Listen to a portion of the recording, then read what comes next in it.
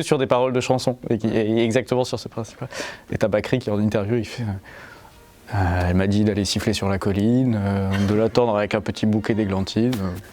J'ai cueilli les fleurs, hein, j'ai sifflé tant que j'ai pu. J'ai attendu, elle n'est jamais venue. Hein.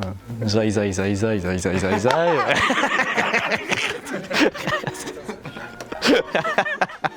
Casse-Noisette, c'est un ballet, c'est principalement connu pour être un ballet de Tchaïkovski, mais avant d'être un ballet de Tchaïkovski, c'est aussi un conte d'Hoffmann, que le ballet a mis en musique, mais le ballet ne raconte qu'une partie de l'histoire du conte d'Hoffmann.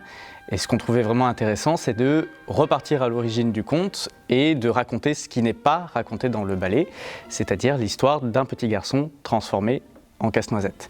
C'est cette partie-là qui nous a paru la plus intéressante à mettre en scène, à mettre en spectacle, parce que c'était la partie qui racontait le plus de choses, où il se passait le plus d'événements, et où en tant que musicien, comédien, on pouvait avoir le plus d'interactions possible, on pouvait avoir le plus d'imagination qui soit mise en route pour le faire ensemble et pour embarquer le public avec nous dans cet univers-là qui est un univers complètement fantastique, qui est un univers où il se passe énormément de choses et qu'on est heureux de pouvoir raconter avec un petit effectif.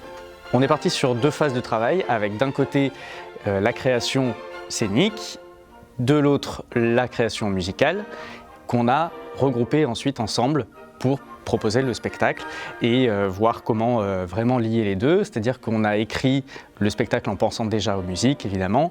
Et ce travail-là de mise en commun s'est fait très naturellement, très simplement et a donné un résultat dont on est très content.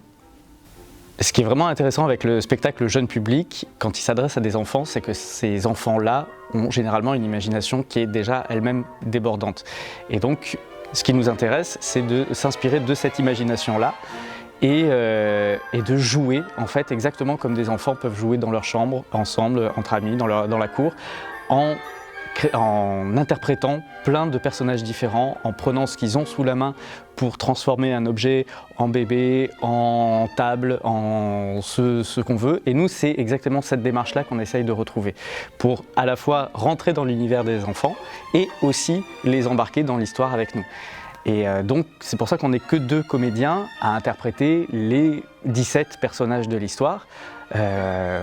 Qu'on switch de l'un à l'autre très rapidement en s'inspirant beaucoup de l'univers par exemple de la commedia dell'arte ou du mime pour vraiment utiliser vraiment toutes les ressources du théâtre, du jeu, du spectacle vivant, musique, théâtre, mime, danse, chorégraphie, pour raconter une histoire qui peut s'adresser vraiment à tout le monde, aux enfants et aux adultes, parce que les enfants ne viennent jamais seuls au théâtre et que c'est toujours très important pour nous aussi de proposer des spectacles dans lesquels les adultes passent un bon moment aussi.